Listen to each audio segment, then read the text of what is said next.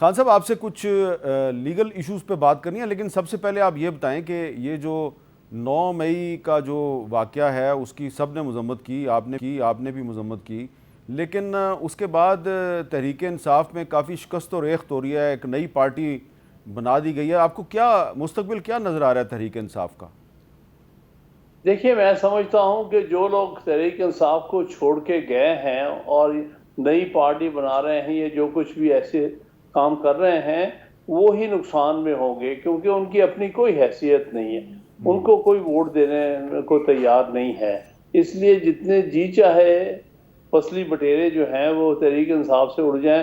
تحریک انصاف کو کوئی فرق نہیں پڑتا۔ اچھا حامد خان صاحب، یہ عمران خان صاحب پہ کل ایک مقدمہ درج ہوا ہے کوئٹہ میں، ایک وکیل تھے عبدالرزاق شر،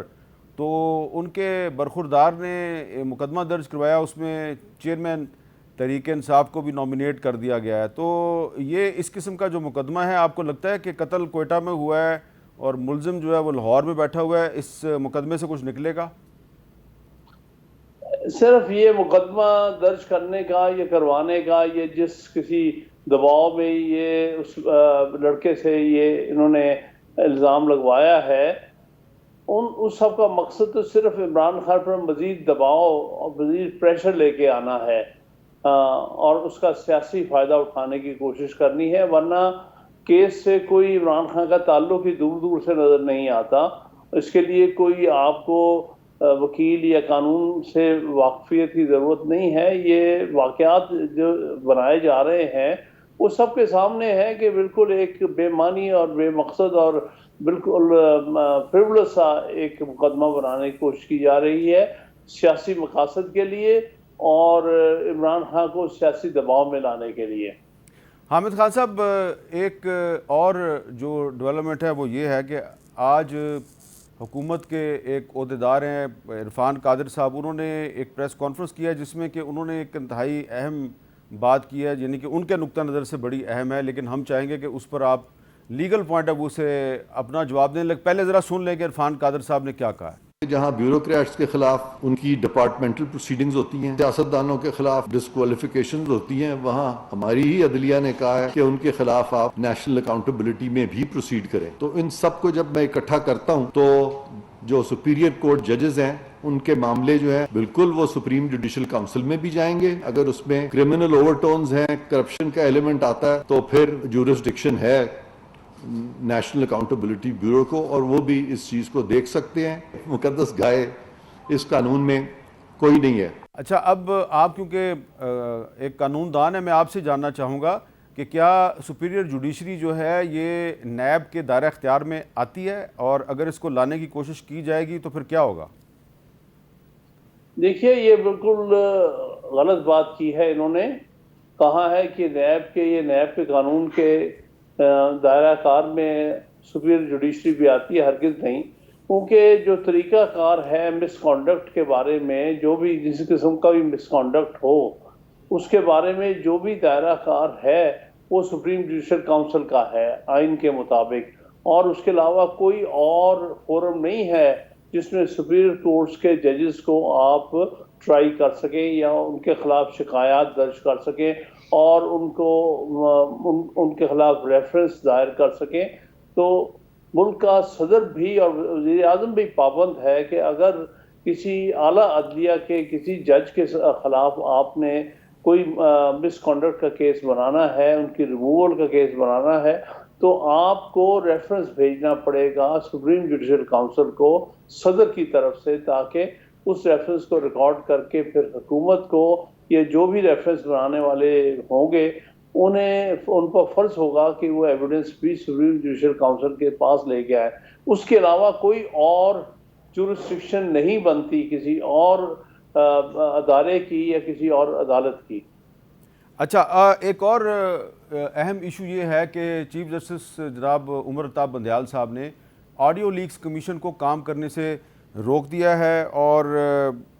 اس کے علاوہ جو آڈیو لیکس کمیشن کی سربراہی کر رہے تھے قاضی فائز عیسیٰ صاحب، انہوں نے کام تو روک دیا ہے، لیکن کچھ انہوں نے ریمارکس ایسے دیے ہیں جس سے ایسے لگتا ہے کہ وہ اس پہ خوش نہیں ہیں۔ آپ کو کیا لگ رہا ہے کہ آڈیو لیکس کمیشن والا معاملہ ٹھپ ہو گیا ہے یا دوبارہ بھی شروع ہو سکتا ہے؟ دیکھیے وہ تو اب سپریم کورٹ نے چونکہ اس کا نوٹس لے لیا ہے، اس کے بارے میں بینچ بنا دیا گیا ہے، جب تک بینچ فیصلہ نہیں کرتا تب تک وہ کمیشن جو ہے وہ اپنی کارروائی مزید نہیں کر سکتا۔ اگر تو اس کمیشن کو انہوں نے منظور کر لیا سپریم کورٹ کے 8 رکنی بینچ نے، تو اس صورت میں تو ہر حال کمیشن پھر کام کر سکتا ہے۔ اگر سپریم کورٹ اس نتیجے پہ پہنچی کہ کمیشن بنانے کا نہ کوئی جواز ہے، نہ قانونی طور پہ بنایا جانا چاہیے تھا، اور اس میں آیا ججز کو آپ ممبر بنا سکتے ہیں اس کمیشن کا، یہ چیئرمین سپریم چیف جسٹس کی مرضی کے بغیر یا ان کی کنسلٹیشن کے بغیر، یہ کویشچن بھی ایک بہت امپورٹنٹ کویشچن ہے، کیونکہ اس پر کنسسٹنٹ ویو یہ رہا ہے جب کبھی بھی کسی کمیشن میں یا کسی باڈی میں سپریم کورٹ کا جج اگر جائے گا تو سٹنگ جج، تو وہ چیف جسٹس کی اس میں رضامندی ضروری ہے۔ اسی طرح اگر ہائی کورٹ کا کوئی جج کسی کمیشن کا حصہ بنے گا تو اس ہائی کورٹ کے چیف جسٹس کی اس میں کنسلٹیشن اور مرضی شامل ہونی چاہیے۔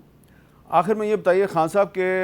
آپ کو لگ رہا ہے کہ سال 2023 میں عام انتخابات ہو جائیں گے؟ خدا نہ خواستہ اگر انتخابات نہیں ہوتے تو پھر یہ جو آئین ہے 1973 کا، یہ کدھر جائے گا؟ دیکھیے اگر انتخابات اس سال نہیں کرائیں گے اکتوبر تک، تو اس صورت میں آئین کی پوزیشن بڑی ہی مبہم ہو جائے گی، بلکہ میں سمجھوں گا کہ یہ آئین معطل ہو جائے گا، کیونکہ آئین کی جس کو ہم ڈسپنسیشن کہتے ہیں وہ اس منٹ ختم ہو جائے گی جس منٹ اسمبلیوں کی ٹرم ختم ہو جائے گی، اور اس کے بعد جو انٹرم گورنمنٹ جو بن سکتی ہے آئین کے تحت الیکشن کرانے کے لیے، جب ان کی مدت ختم ہو جائے گی، اس کے بعد سے یہ آئین پر عملداری ختم ہو جائے گی اور کوئی بھی لا میکنگ باڈی ملک کے اندر نہیں رہے گی۔ تو اس لیے یہ تو اتنا بڑا خلا پیدا ہوگا کہ آئین کے بغیر ملک کس طرح چلایا جا سکتا ہے، یہ ممکن نہیں ہے۔ میں جو حالات اس وقت نظر آ رہے ہیں اس میں تو یہ لگتا ہے کہ یہ آئین کی خلاف ورزی کرنے بہت سارے ایلیمنٹ جا رہے ہیں، لیکن وہ یہ سوچ نہیں رہے کہ یہ ملک کے مفاد کے سخت خلاف ہوگا اور ملک کو ایک ایسے غیر یقینی حالت میں لے جائیں گے جس سے نکلنا بہت مشکل ہو جائے گا۔ بہت بہت شکریہ حامد خان صاحب کر رہے تھے۔ ان کی گفتگو جو ہے اس سے بہت سے لوگ اختلاف کریں گے، لیکن اس رائے سے اختلاف ممکن نہیں ہے کہ آئین پاکستان اس ملک کی بقا اور سلامتی کی ضمانت ہے، اور اگر آئین پاکستان پہ عمل درآمد نہیں ہوتا تو اس کا مطلب ہے کہ ہم سب مل کر اس ملک کے مستقبل کے ساتھ کھلواڑ کر رہے ہیں۔